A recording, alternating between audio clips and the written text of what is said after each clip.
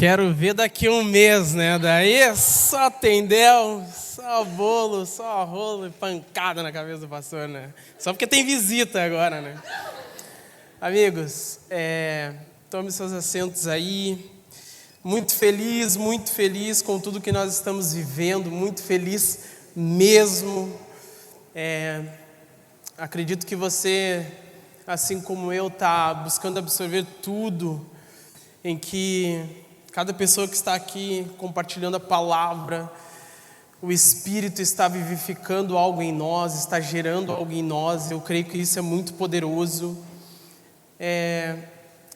Nessa pregação, eu gostaria de pedir para você que todo momento você ficasse em espírito, atento ao que Deus gostaria de ministrar no seu coração. Eu gostaria de dizer para você, talvez em alguns momentos aqui da palavra, eu vou compartilhar um texto base e depois eu vou falar algumas outras referências durante a pregação, para mim não precisar entrar tão profundo em alguns textos, mas eu preciso que você entenda o contexto dessas referências que eu vou falar, para que faça sentido essa ministração. Eu creio que Deus está nos convidando, em meio a essa conferência, a nós abraçarmos um estilo de vida, de sermos verdadeiros discípulos de Jesus. Eu creio que o Senhor está nos chamando a viver esse chamado, a entrega total que Ele tem para nós como verdadeiros discípulos. E pelo que nós analisamos e olhamos, né, os nossos tempos, nós vemos que muitos pensam em mudar coisas externas, pensam em mudar coisas nos seus ambientes, coisas diferentes, em locais diferentes. Muitos pensam em mudar o mundo ou ver a mudança no mundo, mas poucos estão pensando realmente em si mesmos, poucos realmente estão buscando internalizar o Cristo, o Filho de Deus que se entregou por nós, na nossa alma, na nossa mente. Então eu quero te convidar a mergulharmos nisso, a observarmos que o chamado de Jesus para nós é um chamado incondicional. Então, texto base, eu quero que você abra aí junto comigo, Mateus capítulo 10.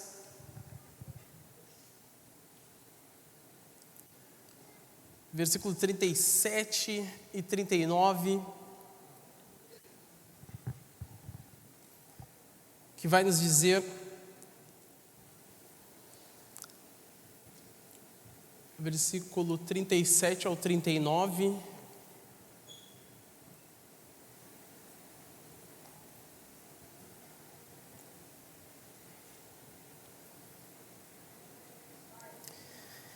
quem ama seu pai... O que vocês estão rindo? Ah, não, é que eu avisei, o meu tempo não está aqui, então depois vão reclamar. Vamos lá, gente. Quem ama seu pai ou sua mãe mais do que a mim, não é digno de mim. E quem ama seu filho ou sua filha mais do que a mim, não é digno de mim. E quem não toma sua cruz e não me segue, não é digno de mim. Quem achar a sua vida, perdê-la-á. E quem perder a sua vida por minha causa, achá-la-á. Feche seus olhos, vamos orar. Deus, nós te pedimos, nós clamamos, Senhor, pelo Espírito que vivifica a nossa mente, a nossa alma, o nosso corpo, para que nós possamos, Deus, entronizar aquilo que o Senhor tem para nós aqui, Deus, nesses dias. Nós queremos que o Senhor está gerando algo em nós. E eu creio profundamente, Deus, que o Senhor está falando sobre alguns dias que estão por vir, sobre alguns meses que estão por vir. Então, ministra o nosso coração de maneira profunda, que nós possamos absorver tudo que o Senhor tem para nós através da Tua palavra. É isso que nós oramos, em nome de Jesus, amém, amém. E a igreja diz comigo, amém. Gente, se nós observarmos ali o contexto e buscarmos entender o que Jesus está falando no capítulo 10, nós vamos olhar o capítulo 9 e perceber que Jesus Ele ia de região em região, por povoado em povoado. E uma das coisas que ele fala no final do capítulo 9 é que de andar em regiões diferentes, observar as diversas dificuldades e dinâmicas que as pessoas têm. Ele de viajar em povoado e ficar lidando com os dilemas das pessoas. Ele percebe que essas pessoas têm um estilo de vida como ovelhas sem pastor. É isso que ele vai falar no final do capítulo 9, onde ele começa a dizer para os apóstolos o que seria talvez a resolução desse problema, instruindo eles a orarem, e orarem por trabalhadores. Quando nós estamos vendo isso, Jesus está nos trazendo algumas coisas para refletirmos. E ele lidando com situações diferentes, ele percebe que pessoas estão aflitas e desamparadas. E no início do capítulo 10, você pode ficar com ele aí aberto, rolar aí para cima, pegar no texto que você tem aí da Bíblia física aberta. Se você olhar o que Jesus está falando ali, Jesus começa o capítulo 10 dando autoridade e empoderando aqueles homens a orarem por cura, declararem cura, expulsarem demônios. Jesus, ao mesmo tempo em que ele está falando sobre essas pessoas que vivem as suas vidas como ovelhas sem pastor, ele dá o direcionamento para os discípulos orarem por trabalhadores. E na sequência, ele já empodera esses homens como sendo uma forma de resposta àquilo que seria o grito dessas pessoas ao qual ele viu andando por região em região. Empoderando esses homens, ele declara sobre eles a autoridade de impor as mãos e orarem por pessoas, de estar em ambiente junto com pessoas onde havia possessão demoníaca, espírito maligno, e esses homens orarem e o espírito maligno sair.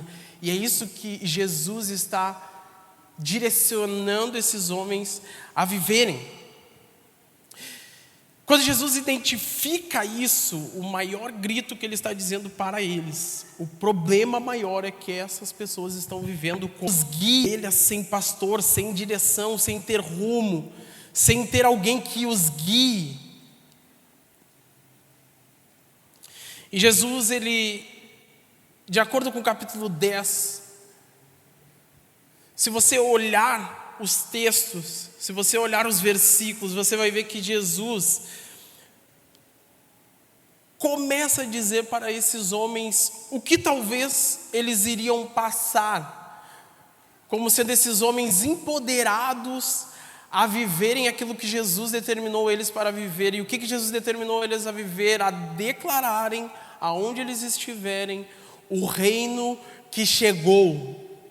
O reino de Deus chegou. E toda a situação é o Pai, o reino dos céus chegou. E toda a situação como está, agora que o reino chegou, pode ser modificada. Aonde havia escuridão, aonde havia trevas, agora pode haver luz. Aonde havia dor, angústia, enfermidade por anos, agora pode haver cura, libertação. E se você olhar e observar alguns versículos, e aí, dentre eles, se eu observar 17, se você observar o 18, 19, o 26, o 27, o 28, você vai perceber que Jesus está falando para esses homens: olha, tem um resultado de vocês me seguirem e declararem o reino vindouro, o reino de meu Pai, o reino dos céus. Tem um resultado, tem consequências daquilo que eu estou chamando vocês para viver. E no versículo 18, Jesus fala, né? Todos odiarão vocês por minha causa. Vocês vão sofrer ameaças, não temam. E aí Jesus termina o versículo dizendo: não temam, não temam.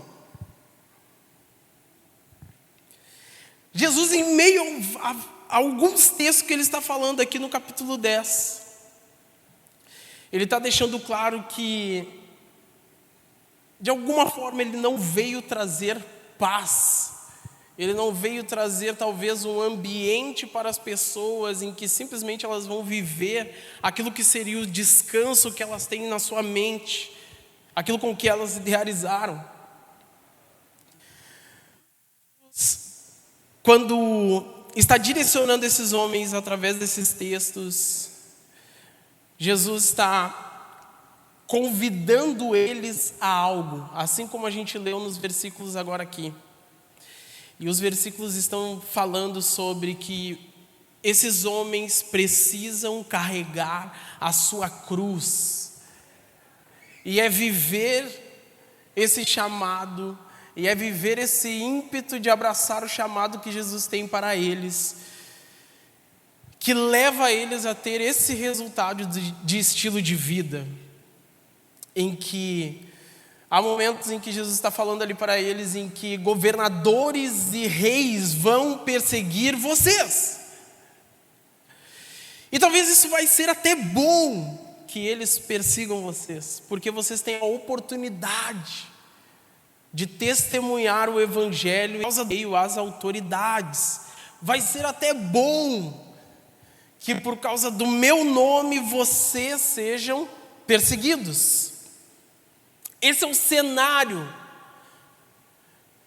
em que Jesus está convidando esses homens para segui-lo, para declararem essas palavras que nós, em muitos momentos, encaramos como palavras de bênçãos, engrandecedoras, de mudança de rota, mudança de vida. Mas quando nós estamos olhando e analisando o contexto, se nós olharmos para os nossos dias e analisando esse chamado de Jesus, me parece que de alguma forma aquilo que nós temos vivido como um certo tipo de lifestyle gospel não reflete realmente o chamado de Jesus. Por aquilo que líderes e pastores vendem sobre o seu estilo de vida, me parece que não é uma associação com os textos que Jesus está chamando esses homens para viver.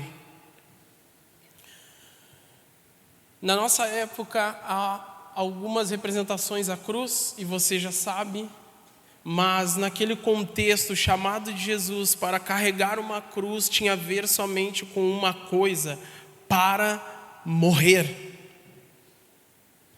O chamado de Jesus para aqueles homens para carregar uma cruz tinha a ver com uma coisa: morte.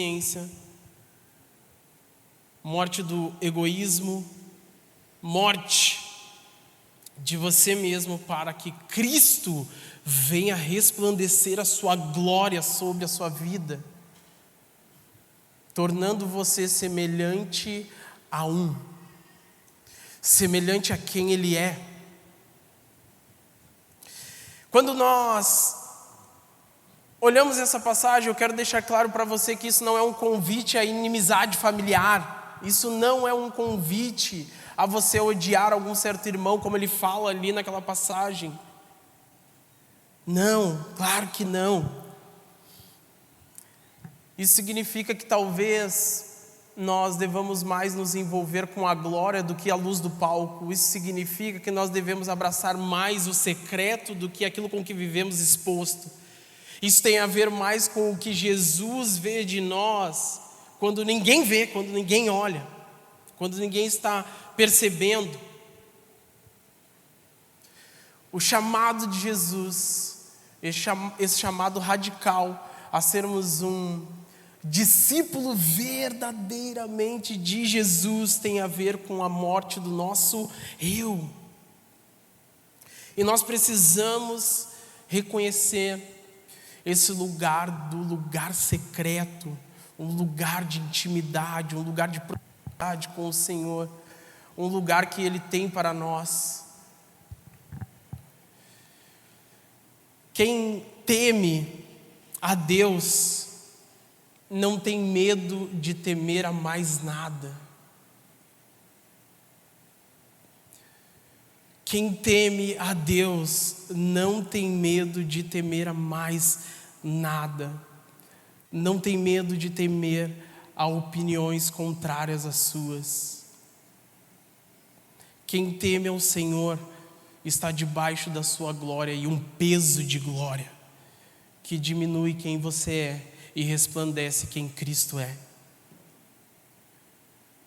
Quem teme a Deus vive debaixo do zelo. Billy Graham, ele tem uma frase e que ele falava bastante sobre isso, que a salvação ela é de graça, mas o discipulado, meu irmão, ele vai custar tudo. O discipulado vai custar tudo. Então o chamado de Jesus especificamente é para morrer. Fala aí junto comigo, o chamado de Jesus é para... Não tenha dúvidas disso. E por que eu quero dizer isso para você? Porque nos dias de hoje vem de outro estilo de chamado e convida em Jesus. Talvez a gente está abraçando algo que não seja aquilo que reflete o chamado que Deus tem para os verdadeiros discípulos. E que em muitos momentos, até mesmo expostos, em ambientes diferentes, Jesus estava deixando claro para os apóstolos e para os seus discípulos: todos vão odiar vocês por minha causa, por causa do meu nome. Todos.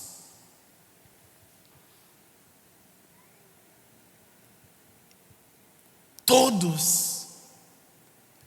Talvez se em algum momento você achou que vão te achar como queridinho de Jesus e Jesus vai fazer você resplandecer nesse lugar com uma voz de autoridade, meu irmão, talvez você está abraçando um evangelho diferente daquele que realmente é o chamado de Jesus.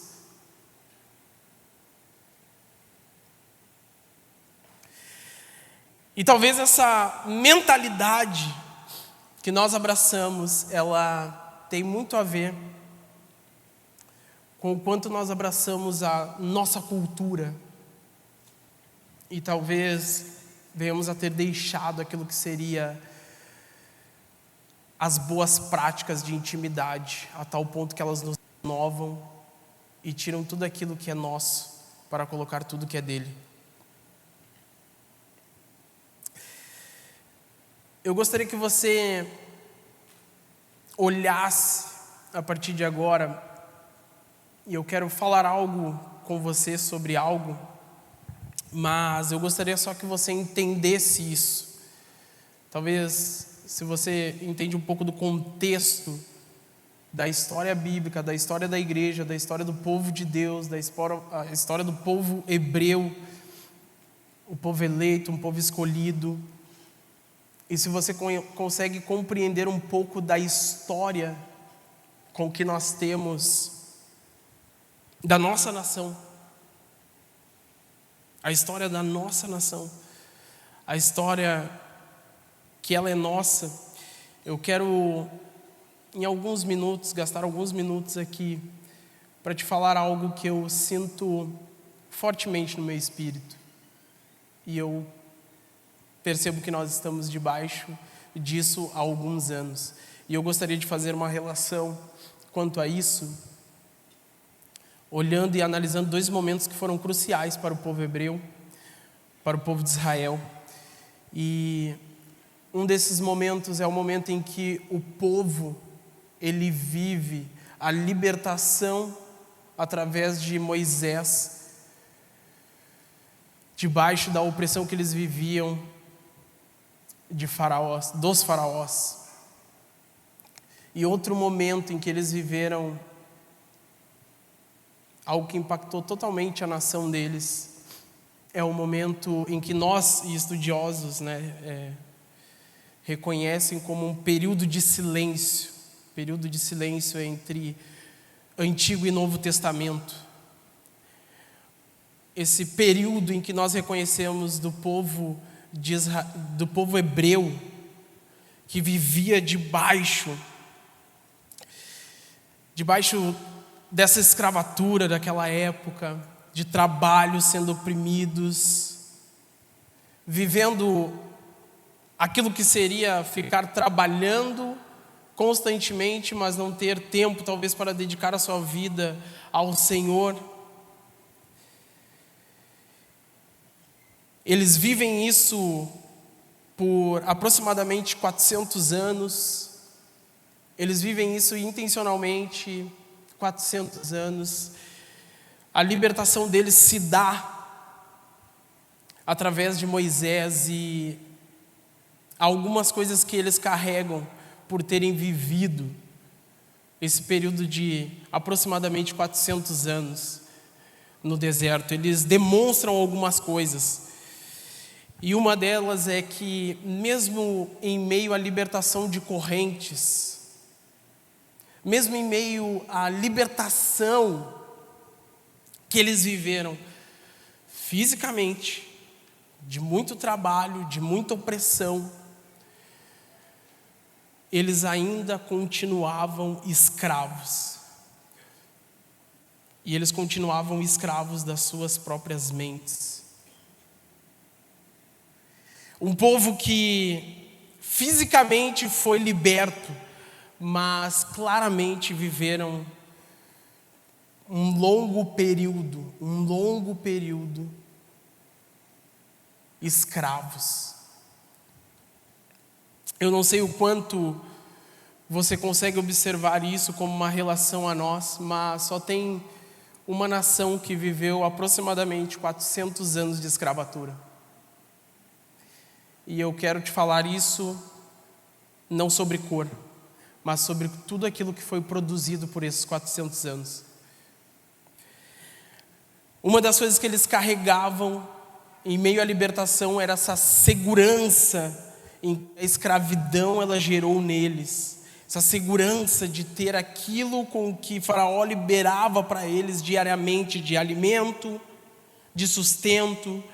O quanto essa mentalidade aprisionou eles e manteve ele em padrões, vícios, a tudo aquilo que o nosso prazer vai ser saciado em minutos, em horas.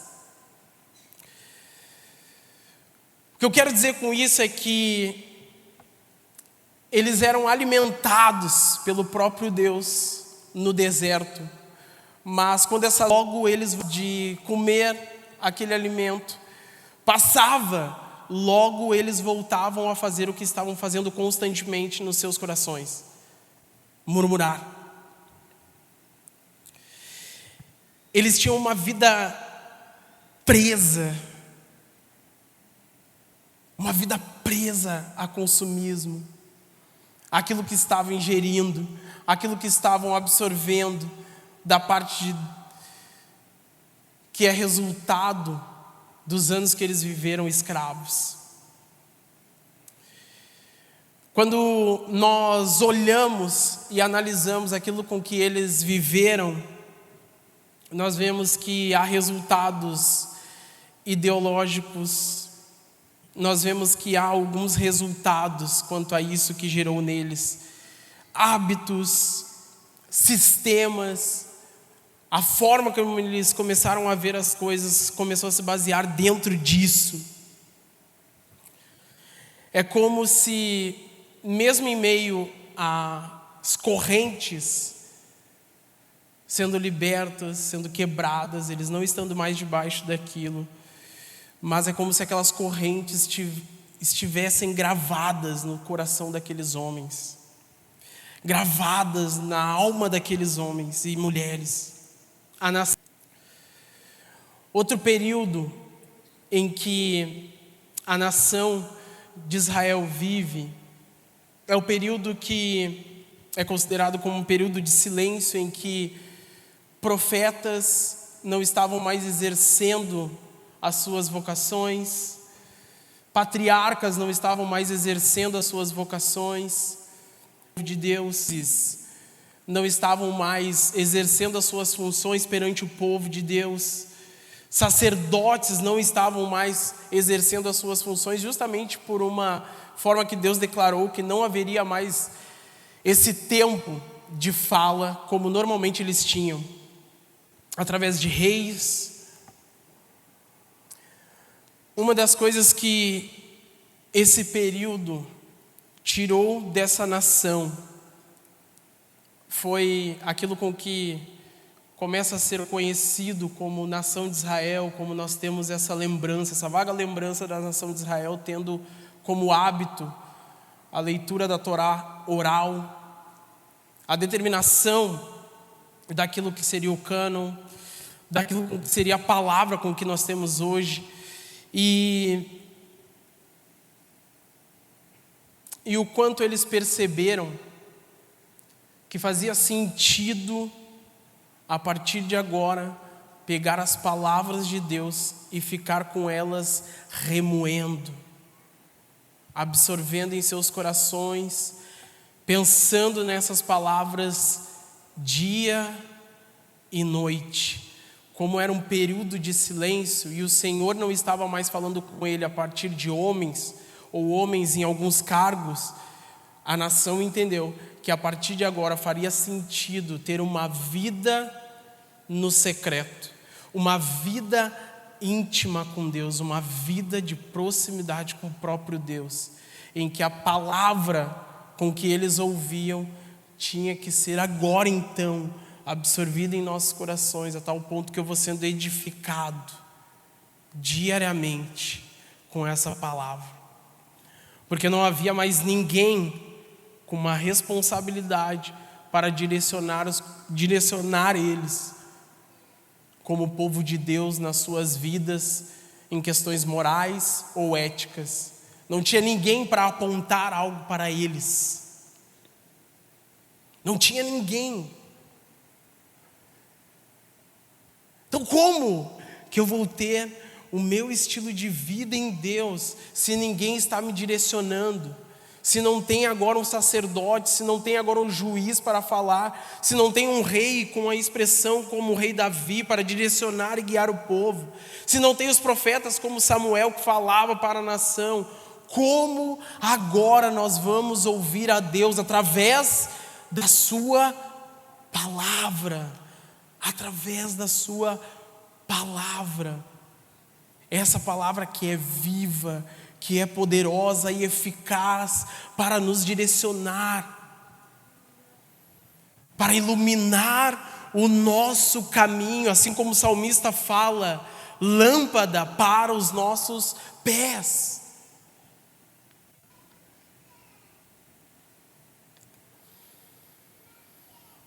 Há uma forma em que eu e você podemos entender e perceber a relação disso conosco. Essa mentalidade escrava gera distrações, prazeres momentâneos, impedindo de vivermos os propósitos que Deus tem para nós. Quando nós observamos esses padrões mentais de uma mentalidade escrava, você vai perceber que é estar em meio a vícios, é estar em meio a abraçar ideologias. Quando nós olhamos para isso e percebemos a nossa história como povo de Deus, como nação, eu não sei você, o quanto talvez você foi dedicado no ensino fundamental a entender um pouquinho sobre a história do mundo. Mas um pouquinho do que você sabe, se você conseguir observar a história do mundo e entender um pouquinho da história da Igreja de Jesus, do povo de Deus, não tem como você não ver a associação que há do resultado de viver 400 anos escravos. Nós achamos que somos livres. Nós, como nação brasileira, nós achamos que estamos vivendo uma vida livre. Nós achamos que estamos libertos. Nós achamos, meus amigos. Eu quero que você consiga perceber isso e eu quero te convidar a analisar alguns contextos que nos mostram algo sobre o que seria talvez abraçar algo com uma convicção. E aí, através de alguns textos, exemplificando através da vida de Abraão, através da vida de Abraão. Quando nós olhamos a história dele, a partir de Gênesis, nós vamos perceber que Abraão foi chamado, Sara também foi chamada a viverem algumas coisas totalmente diferentes de acordo com as suas realidades. Quando nós olhamos a história de Abraão e Sara, nós percebemos nitidamente, e aí aqui é o momento em que eu preciso que você entenda um pouco de contexto, ou depois vá mergulhar um pouco na história deles, mas se você lembra da história de Abraão e de Sara, e você consegue lembrar e perceber, se você olhar a forma como Sara respondeu ao chamado que Deus trouxe a eles, você vai ver um certo padrão de como ela estava respondendo aquilo que Deus estava chamando eles para viver. E se você analisar como Abraão estava abraçando o chamado de Deus para eles, você vai ver um outro estilo, um outro padrão. Eu não estou falando que Abraão, ele teve segurança, ele teve um ímpeto de abraçar aquilo que Deus falou, que ele não duvidou, que ele não teve medo. Não, meus amigos, não. A única coisa que eu quero que você entenda é que Abraão, ele simplesmente só não reclamou, ele só não murmurou. Ele só não duvidou da palavra com que Deus estava determinando sobre a vida deles. Ele só não soltou uma gargalhada, um riso. Ele só não fez aquilo que talvez demonstre um posicionamento de dúvida daquilo com que seria a palavra de Deus, a voz de Deus, o direcionamento de Deus. O que existia em Abraão era uma convicção, uma convicção. Havia em Abraão uma certeza que olhos não estavam vendo. Havia em Abraão uma convicção às palavras do próprio Deus, e aquilo foi suficiente. Havia em Abraão, a partir do momento em que ele ouviu a voz de Deus, ele abraçou isso. E como nós podemos perceber que Abraão abraçou o chamado que Deus tinha para eles? Quando Deus pede o seu filho, quando Deus pede o seu filho Isaque, quando Deus pede o seu filho Isaque, nós vamos perceber que Deus estava pedindo aquilo com que Abraão e Sara talvez mais poderiam ter agora como honra. Talvez eles mais poderiam ter agora como algo bom, de se gloriar, de mostrar para os outros. Se você entende o contexto, você sabe que Sara era estéril, não podia gerar filhos. Eu não vou entrar nisso, mas há um período de humilhação que eles vivem.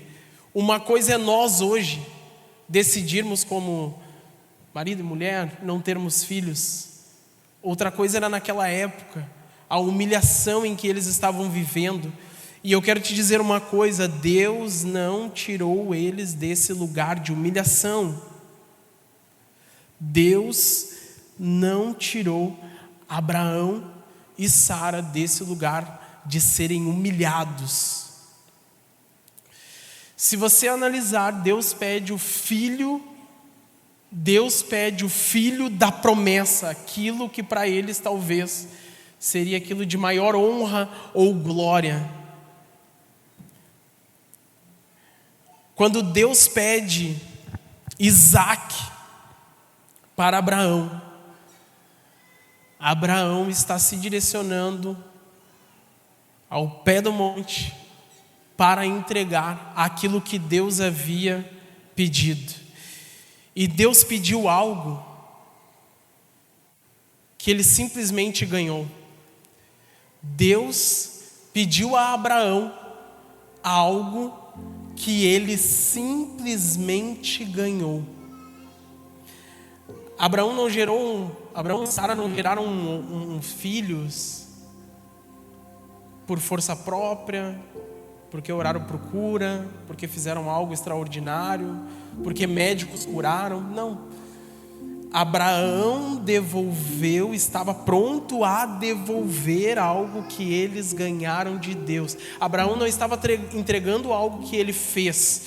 Abraão estava devolvendo aquilo que ele ganhou do próprio Deus. Quando ele recebeu, ele entendeu: não é meu, eu só estou devolvendo.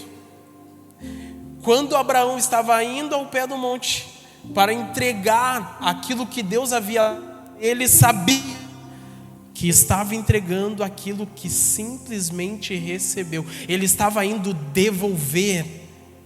Abraão estava indo devolver. Eu creio que nós, meus amigos, estamos muito cheios de nós, gerando coisas, fazendo coisas, vivendo coisas incríveis, muito cheios de nós mesmos, fazendo coisas incríveis, legais, mas ficado totalmente conosco. E eu acho que nós precisamos do mesmo sentimento que Abraão tinha, que ele não estava entregando algo que ele gerou, mas simplesmente que ele estava entregando algo que o próprio Deus deu. Na realidade, Abraão estava devolvendo, nem era dele, ele estava devolvendo. Abraão estava devolvendo algo a alguém que deu algo a ele e que era dele por direito. Abraão não tinha direito nenhum, e ele entendia isso. É teu, Senhor.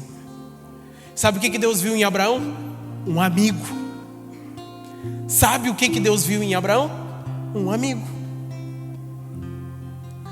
Achei um amigo, alguém que eu posso compartilhar as minhas mesmas dores, os meus mesmos propósitos, as minhas ideias, sentimentos. Eu creio que Deus está procurando amigos. Eu creio profundamente que Deus, nesses dias, está procurando amigos, discípulos verdadeiros de Jesus, que estão dispostos a abraçar Mateus 10:37, que estão dispostos a entregar tudo por uma boa causa. Quando Jesus está falando que aquele que busca ter as coisas vai perder a sua vida, quem busca o sentido da vida vai perder a sua vida, meu irmão, ele está falando, aquele que procura ter como sentido da vida o ter as coisas vai perder a vida. Aquele que tem como propósito de vida, como núcleo, como cerne da sua vida, como prioridade da sua vida, ter as coisas, vai perder a vida. Por isso que Jesus está falando, tem que perder a vida por minha causa. Porque quem busca ter as coisas como propósito de vida, vai perder a vida. O sentido da vida é viver no Senhor intencionalmente todos os dias. É isso que nós estamos ouvindo aqui, meus amigos.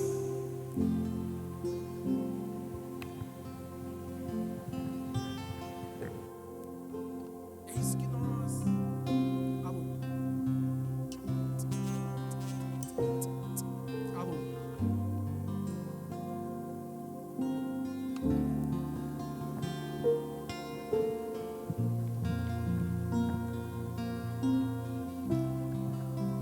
Alô?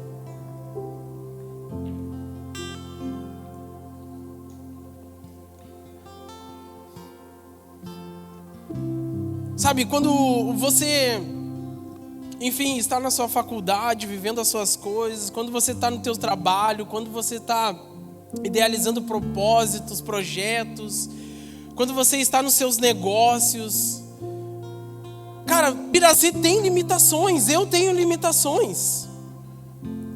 Quando Deus tira as barreiras e as limitações da sua vida,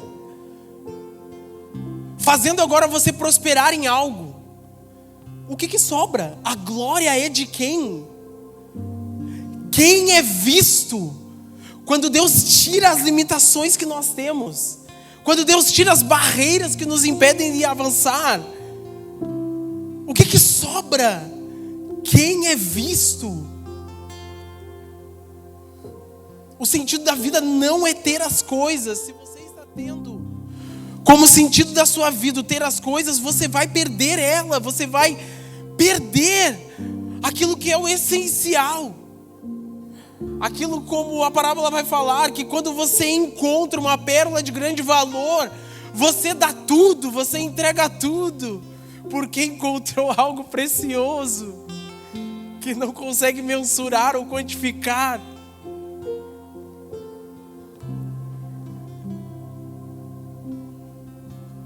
Eu creio que Deus está nos forjando, meus amigos. Eu creio que Deus está nos forjando em situações que Deus, em circunstâncias difíceis, em problemáticas constantes. Eu creio que Deus está nos forjando a tal ponto de extrair de nós um coração voltado totalmente para o Senhor, em que você pode ter várias coisas, mas aquilo que você tem, não te tem. Em que você pode ser cheio de várias coisas, mas o seu coração não está nisso. Eu creio que Deus está forjando homens e mulheres para períodos difíceis. Eu creio que em 2026... não vai ter espaço para a meninice com que a gente viveu como igreja nas últimas eleições. Eu creio que não tem espaço, meus amigos. Não tem espaço para nós vivermos a criancice que a gente viveu nos últimos anos como igreja. Abraçando ideias, verdades de homens, cores de bandeiras, números, verdades de homens que não são verdades do reino de Deus, que não é o padrão do reino estabelecido, como Jesus fala, do meu Pai. Não tem mais espaço para a criancice com que a gente viveu como igreja nos últimos anos. Deus está forjando amigos, discípulos verdadeiros, que estão abraçando uma causa do reino eterno, do reino dos céus, do reino do alto, em que não tem paralelo, que não tem como você confundir o que é a verdade do Evangelho. Chega desse período terrível que a gente viveu, em que cristãos são capazes de apontar ou querer matar outros cristãos, seguidores de Jesus querendo abraçar verdades que não é a verdade de Jesus. Nós temos que ser cheios da verdade do Evangelho. O filtro para a gente analisar todas as outras coisas vem a partir do Evangelho, vem da palavra. Não tem mais espaço, não tem mais tempo, não tem mais tempo. Não tem mais tempo para que a gente fique abraçando coisas que não estão em similaridade com o reino de Deus. Eu creio profundamente que Deus está nos chamando a abraçarmos Ele como alguém suficiente e vivermos uma dependência total dEle em todas as áreas da nossa vida. Eu sei que muitos de nós já cantamos que Ele é suficiente, que Ele é bom, que Ele é tudo.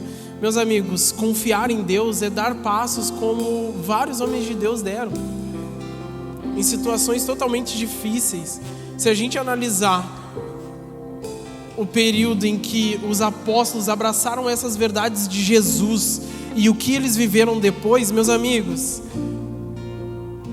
se você não tem nenhuma perseguição, se tudo está tranquilo, dê uma avaliada no Evangelho que você está abraçando, então. Dê uma avaliada.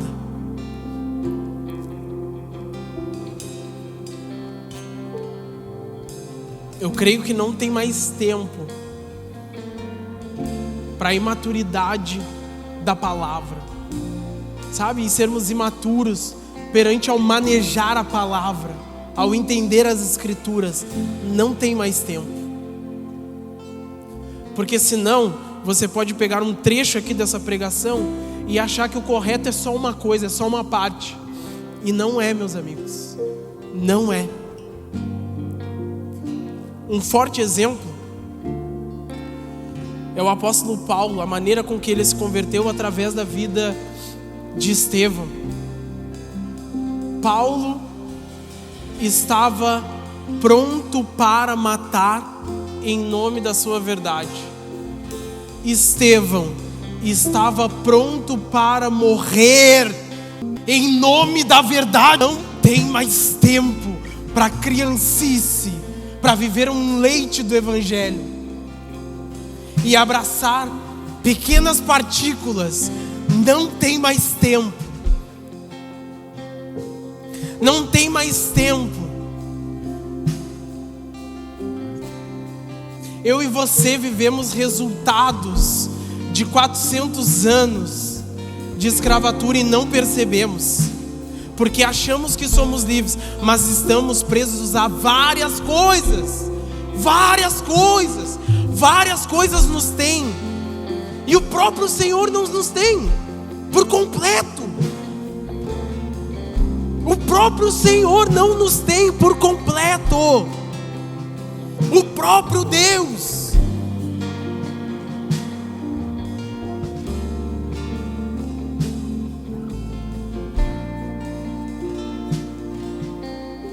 Se coloque de pé em espírito, em oração. E o meu convite para você, se você no seu espírito sentiu algo da parte de Deus e quer se posicionar de uma maneira diferente, meus amigos, eu creio que os próximos anos serão difíceis e não dá mais tempo para meninice. Não dá mais tempo. Eu quero te convidar a dar um passo aqui na frente para a gente estar orando por você. Eu creio que o Senhor hoje está gerando ao Espírito como verdadeiros discípulos. Verdadeiros discípulos. Pode vir aqui na frente, nós vamos estar cantando, mas eu quero orar por você. Eu quero orar por você. E eu quero declarar algumas coisas sobre a sua vida, que nós veremos algumas coisas novas, posicionamentos diferentes, como filhos e filhas, como filhos e filhas, como verdadeiros discípulos, como pessoas que vão abraçar a causa, e a boa causa,